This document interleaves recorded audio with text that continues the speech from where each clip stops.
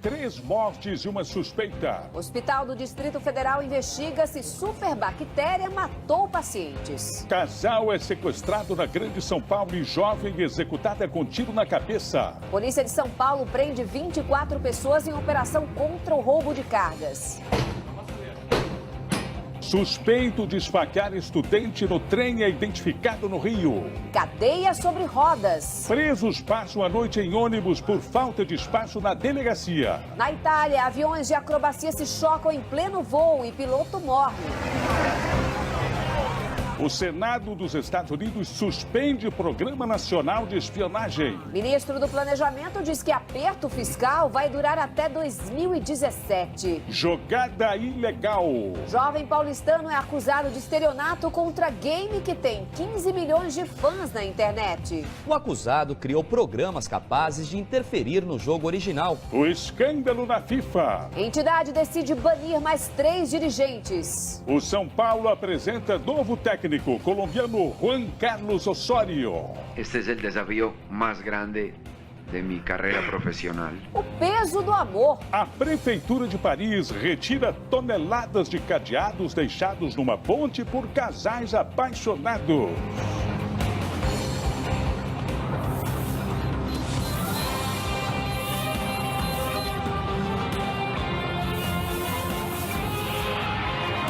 Está no ar o SBT Brasil, com Carlos Nascimento e Raquel Sherazade. Boa noite. Boa noite. O Departamento de Homicídios de Suzano, na Grande São Paulo, investiga o assassinato de uma universitária que foi morta ontem com um tiro na cabeça. A jovem foi sequestrada junto com o namorado enquanto fazia entrega de pães e bolos.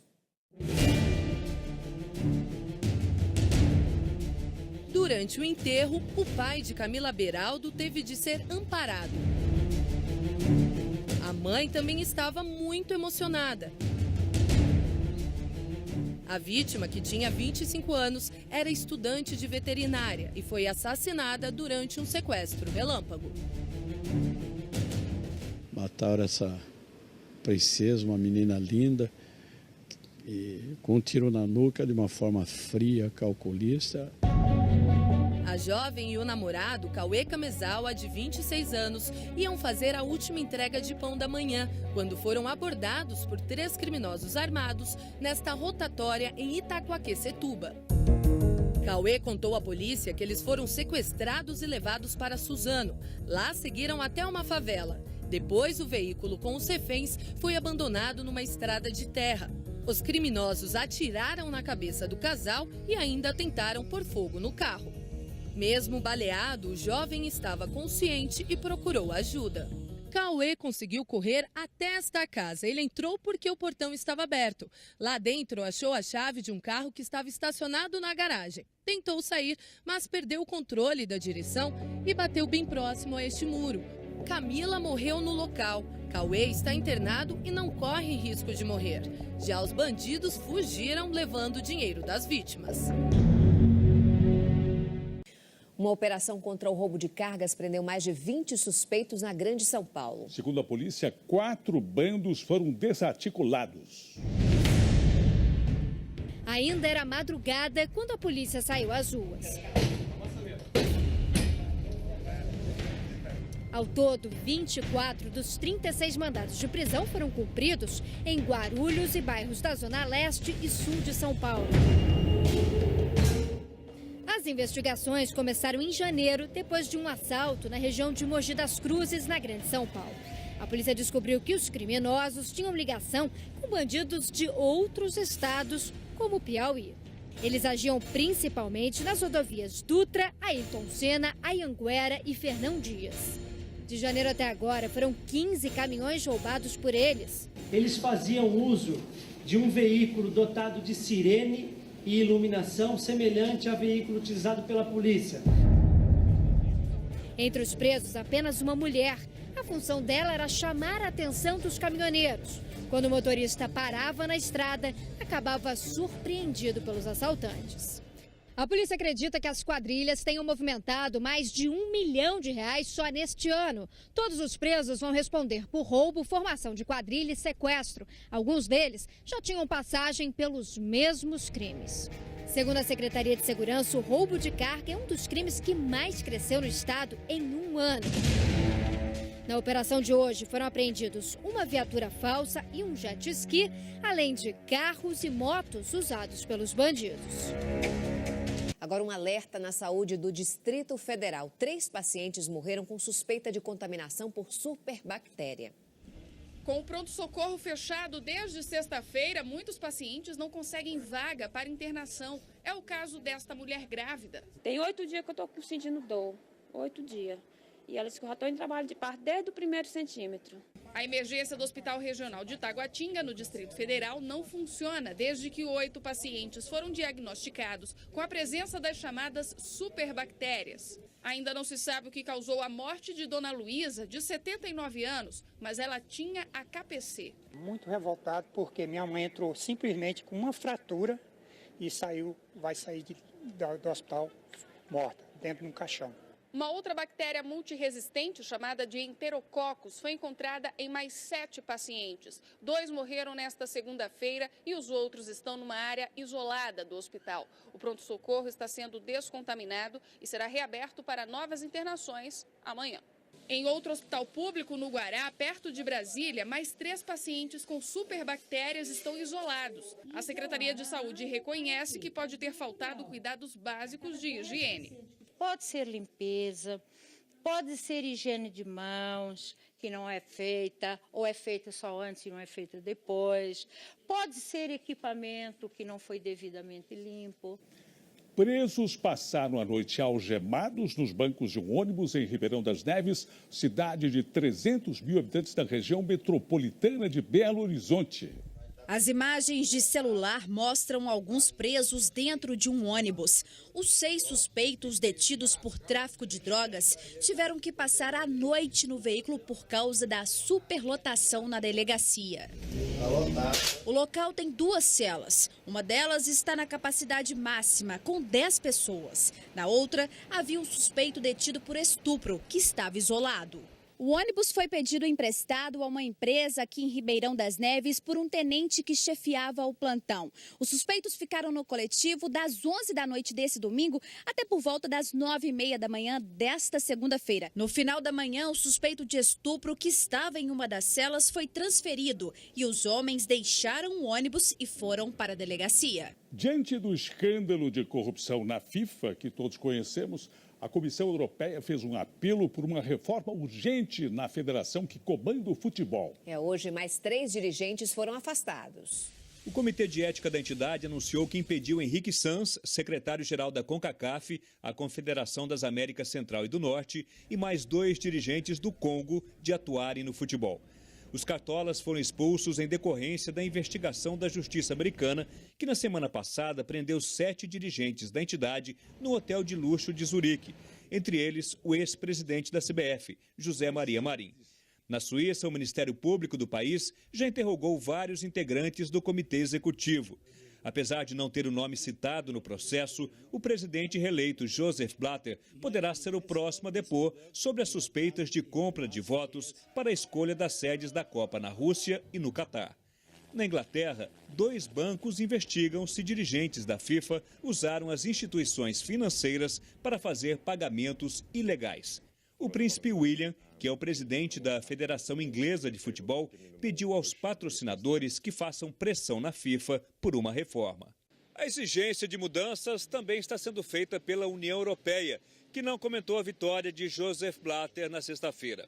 Na Inglaterra, a diretora da Associação de Futebol anunciou que está deixando a FIFA em protesto à permanência do suíço no poder. A reeleição de Blatter recebeu o apoio de Pelé.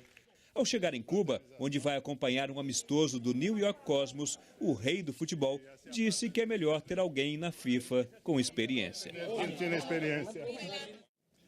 Agora uma outra informação sobre corrupção no futebol envolvendo o ex-presidente da CBF, a Confederação Brasileira de Futebol, que não tem relação direta com a investigação americana. A Polícia Federal indiciou o Ricardo Teixeira por 4 crimes: lavagem de dinheiro, falsidade ideológica, falsificação de documentos e evasão de divisas. A suspeita é de que o Cartola tenha feito uma movimentação considerada atípica de 464 bilhões de reais no período em que comandou a organização da Copa do Mundo no Brasil.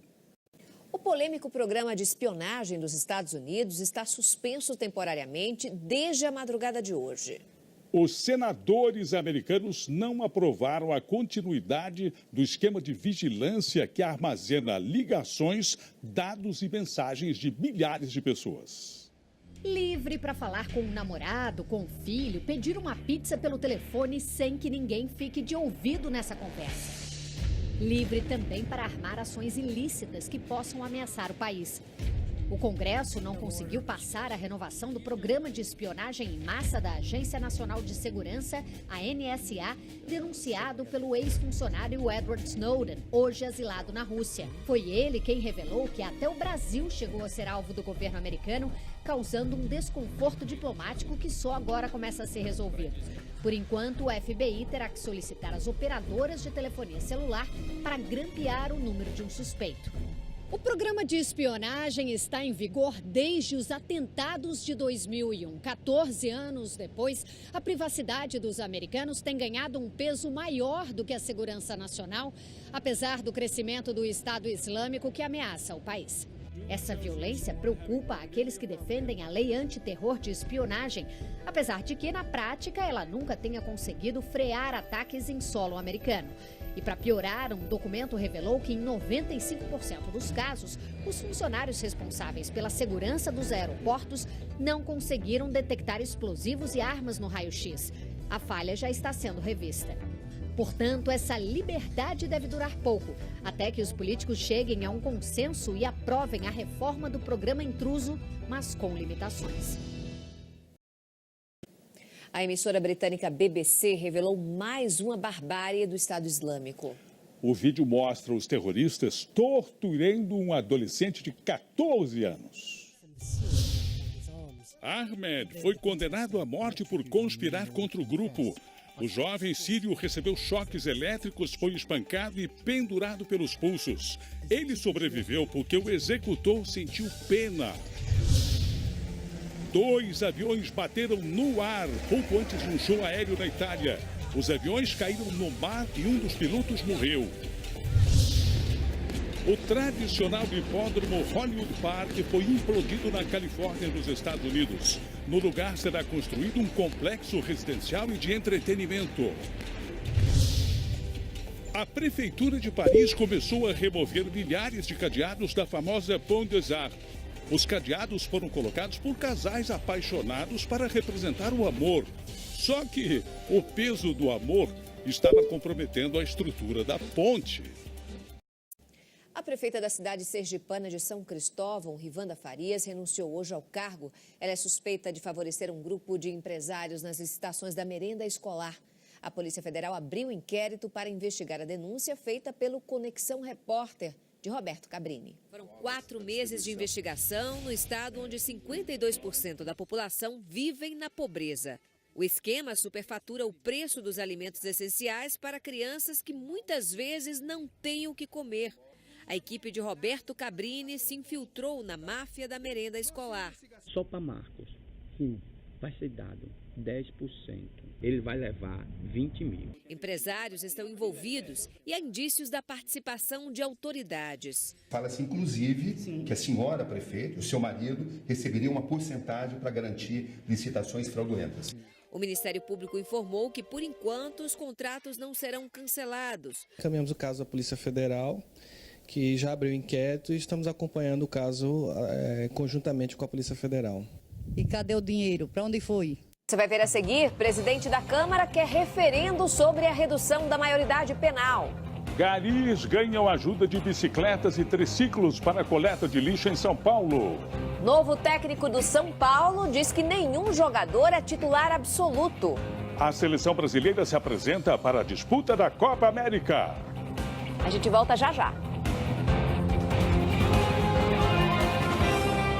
O projeto de redução da maioridade penal pode ser votado este mês na Câmara dos Deputados. O presidente da Câmara, Eduardo Cunha, defende a realização de um referendo sobre o tema. O tema polêmico deve ser discutido em plenário pelos deputados a partir do dia 15 deste mês. O projeto, que prevê redução da maioridade penal de 18 para 16 anos, está numa comissão especial. Um dos principais defensores da mudança para punir menores infratores é o presidente da Câmara. Ele elege o presidente, o governador, os prefeitos, elege o Congresso. Então, se ele pode isso tudo, ele também tem que ser responsabilizado pelos seus atos. Eduardo Cunha propõe que seja feito um referendo para ouvir a opinião da população sobre a redução da maioridade penal. A sugestão dele é realizar o procedimento durante as eleições municipais do ano que vem. A proposta não conta com o apoio da base aliada. Às vezes, para o parlamento, é bom falar aquilo que a sociedade quer ouvir, mas nem sempre se avalia as consequências futuras. Vamos a Brasília com o repórter Kennedy Alencar. Kennedy, boa noite. O presidente da Câmara, Eduardo Cunha, disse que o projeto da maioridade penal é um assunto da sociedade, não é um assunto do governo. Quem é que vai ganhar essa briga? Boa noite, Raquel. Hoje a correlação de forças é favorável ao presidente da Câmara, Eduardo Cunha. Mas o governo vai tentar aí uma articulação que passa por propor a elevação da pena de adultos que usem menores para cometer crimes e vai tentar também, Raquel, uma aproximação com o governador de São Paulo, Tucano Geraldo Alckmin, que já propôs uma alteração no ECA, o Estatuto da Criança e do Adolescente. A ideia seria rejeitar a proposta de emenda constitucional que reduz a maioridade penal, mas em troca fazer uma modificação no Estatuto da Criança e do Adolescente, elevando para 8 anos o tempo de internação de menores que cometam crimes violentos ou hediondos e separando esses menores violentos em instalações físicas diferentes dos outros menores. Então haverá aí uma batalha, mas hoje o Eduardo Cunha está na dianteira, ele tem apoio da opinião pública e está decidido a votar em junho. Nascimento. Bom, Kennedy, vamos passar da maioridade para a economia. O governo disse que vai anunciar uma agenda positiva, mas o ministro do Planejamento, Nelson Barbosa, disse hoje em São Paulo que o ajuste fiscal vai durar pelo menos até 2017. Bom, como é que o governo vai conseguir tirar a economia desse clima de pessimismo, Kennedy? Não será fácil, Nascimento. O governo está com essa agenda positiva aí, atendendo a um pleito do ex-presidente Lula e do PT, para não falar só de ajuste fiscal, de notícia impopular. Por isso, vai lançar amanhã, o Plano Safra, que é um financiamento para a agricultura e para a pecuária. O agronegócio é um setor, um dos poucos setores que tem crescido nos últimos tempos. Também na semana que vem haverá aquele lançamento do pacote de concessões de bens públicos à iniciativa privada, estradas, portos, aeroportos, e até o final do mês pretende lançar um plano de incentivo às exportações e a terceira fase do Minha Casa Minha Vida. Mas há aí, como você disse, um claro ruído entre a área política e a área econômica do governo, porque o ministro do Planejamento foi muito claro, falou que o ajuste fiscal vai até 2017 e o ministro da Fazenda, Joaquim Levy, lá de Washington, já disse que a recuperação pode começar no segundo semestre, mas será lenta, tijolo a tijolo. Nascimento. Obrigado, boa noite, Kennedy. Com o fim do período de chuvas, a falta d'água voltou a complicar a vida dos moradores da Grande São Paulo. No município de Mauá, escolas cancelam as aulas. Em algumas casas, ficam até 10 dias seguidos sem uma gota na torneira. Quem tomou banho aqui hoje? Ninguém! Não é por querer, simplesmente não tem água no bairro onde eles vivem, em Mauá, na Grande São Paulo. Falta 5 dias, vem meio-dia fica mais 5, 6 dias sem água. Quando chegamos à casa do Wellington, tinha água na torneira. 15 minutos depois... já não tem mais nada de água. Parou. Nem a escola pública do bairro escapa. E o pior é que quando falta água, não tem aula. Aí a gente sai mais cedo, então não tem aula, eles dispensam a gente. Em Mauá, como outros municípios da Grande São Paulo, o abastecimento não é feito diretamente pela Sabesp. A prefeitura compra a água da companhia estadual e se encarrega da distribuição. O recurso vem do sistema Alto Tietê, que esvazia um pouco mais a cada ano. Todo mundo sabe que é preciso economizar. O que os moradores reclamam é da falta de planejamento. Eles nunca sabem quando a água vai chegar e nem quando o fornecimento vai ser interrompido. Bem diferente da conta, né? Essa sempre vem, nunca atrasa e ainda vem mais cara? Eu pagava 32. E agora? 101. E como ela, vários outros vizinhos estão pagando mais e se virando para economizar e armazenar água para os dias de seca. Aqui o morador montou um esquema para a captação da chuva. Lavar louça já é chato, imagina desse jeito. Mas fazer o quê? E assim se vive, até que alguém responda... Mas quantos dias vamos ficar assim, hein? A Prefeitura de Mauá afirma que algumas obras para melhorar o abastecimento de água devem ser concluídas em 40 dias. Até lá, a região vai continuar a ser abastecida por caminhões-pipa. E o São Paulo apresentou hoje o colombiano Juan Carlos Osório, como novo treinador. Bruno Vicari, boa noite. Boa noite. Qual é o peso da contratação de um estrangeiro como técnico nessa altura da disputa do Brasileirão? Essa é a mesma pergunta, viu, Raquel? Juan Carlos Osório, ele tem história, chegou impondo muito respeito. Aí, se ele e o São Paulo se adaptarem, a aposta pode sim dar certo. O comandante do São Paulo tem novo sotaque e muitos desafios. Então, o primeiro é aprender seu idioma. O sonho de dirigir um clube brasileiro antigo, essa foto também. E parece que ela já dizia qual ia ser o time. Eu estou muito feliz e muito orgulhoso. Juan Carlos Osório assinou contrato de 2 anos com o tricolor. Já passou pelo Manchester City da Inglaterra e treinava o Atlético Nacional da Colômbia, onde conquistou 6 títulos. Na apresentação, afirmou que não pensa, por enquanto, em novas contratações e ressaltou a importância de rodízio entre os jogadores. Pero o princípio de vida é que em um grupo de trabalho todos devem de ser igualmente importantes, não titulares, importantes. Ainda sem o visto de trabalho, Osório não vai comandar o São Paulo no jogo desta quarta-feira contra o Santos no Morumbi. No clássico, Milton Cruz vai dirigir o time. E por falar em clássico, não deu para o Corinthians. Perdeu para o Palmeiras no Itaquerão. Os gols saíram no primeiro tempo. Rafael Marques e Zé Roberto marcaram. E assim como acontece depois dos clássicos, o Corinthians foi alvo de muitas brincadeiras nas redes sociais. Durante a partida, um drone sobrevoou o estádio carregando uma camisa do Guarani do Paraguai, time que eliminou o Corinthians da Libertadores. O aparelho caiu na arquibancada, o dono não foi encontrado. A polícia prendeu 6 pessoas, a maioria cambistas. Elas foram julgadas e condenadas na hora em uma delegacia móvel montada no estádio, com juiz, promotor e defensor. Nesta segunda-feira, integrantes de uma torcida organizada protestaram no centro de treinamento do clube.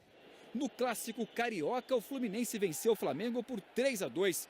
Fred marcou 2 vezes e se tornou o maior artilheiro dos pontos corridos.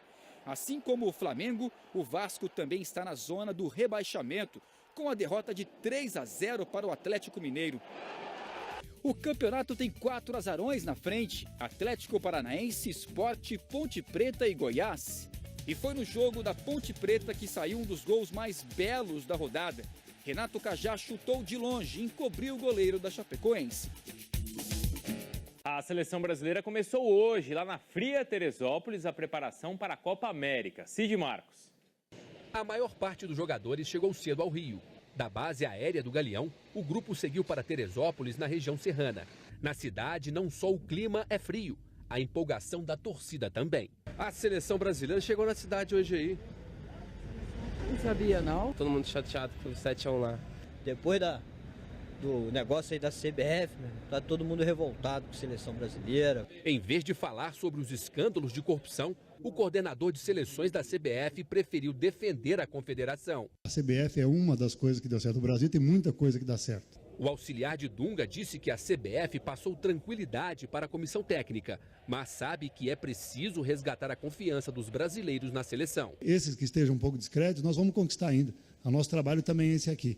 A seleção brasileira fica na Granja Comari até o próximo sábado, dia 6, quando viaja para São Paulo, onde enfrenta o México às 5 horas da tarde em jogo amistoso na Arena Palmeiras. Apenas 3 jogadores ainda não chegaram. Todos disputam decisões por suas equipes. Everton Ribeiro, do Al-Ahly, Douglas Costas, do Shakhtar Donetsk e a principal estrela da equipe, Neymar, que está na final da Liga dos Campeões da Europa. Nesta segunda-feira, os jogadores fugiram do frio e fizeram apenas musculação na academia. O Barcelona conquistou no fim de semana a Copa do Rei da Espanha. O Messi, claro, como sempre, deu aquele espetáculo. Já o brasileiro Daniel Alves foi notícia por causa do mau gosto. Um chumacinho bem no meio da careca. Esse foi o visual do jogador na decisão contra o Athletic Bilbao. O novo corte de cabelo gerou muitas piadas na internet. Para a tristeza de poucos e alívio de muitos, o penteado durou apenas um dia. E a coleta de lixo na região central de São Paulo entrou em um ritmo diferente, Nascimento. Sabe como é? Os garis começaram a usar triciclos e motos para agilizar o serviço. É difícil vencer esse hábito ruim, não é, Noemi? Questão de segundo, daqui a pouco você volta aqui e tá cheio de lixo. Olha o saco de pipoca no chão. Às vezes você até pode ter boa vontade, tipo, vou recolher sim, não custa nada ajudar a limpar a cidade e levar o lixo para a lixeira. Opa, não deu certo. Porque alguém deu um jeito de atrapalhar o serviço. São poucas lixeiras, as que tem, o pessoal não respeita, ainda quebra. O que aumenta o trabalho de quem vive com a vassoura na mão. Quer dizer, agora não só com a vassoura. O Célio tá animado e não é para competir de mountain bike, não. É para recolher as montanhas de lixo que são despejadas todo dia no centro de São Paulo. Tem 1 metro da lixeira, eles jogam no chão, preferem jogar no chão do que na lixeira ali. Ele faz parte de uma equipe de 10 pessoas que tem a missão de agilizar a coleta nos arredores da Praça da Sé. É um dos lugares mais agitados da capital e também um dos que mais produz lixo. 24 horas sem parar. Para dar conta do recado, eles vão rodar com 5 bicicletas com 3 rodas, carregando caixotes na garupa e 5 motos também. É medida de prevenção para evitar o acúmulo de sujeira. Nós já fazemos esse serviço com os caminhões e hoje a gente vai facilitar com a retirada num tempo mais ágil. Mas teve gente que não gostou da ideia, passou reclamando pela equipe, achando um desperdício de verba pública. Vai fazer o quê? Vai vender pipoca? Não, senhor, não é para vender pipoca, não. Mas também não é para acabar em pizza. Por isso, a crítica é bem-vinda. Vamos ficar de olho para ver se a cidade vai ficar limpinha do jeito que todo mundo gosta. Boa noite. Boa noite, Brasil. Tchau.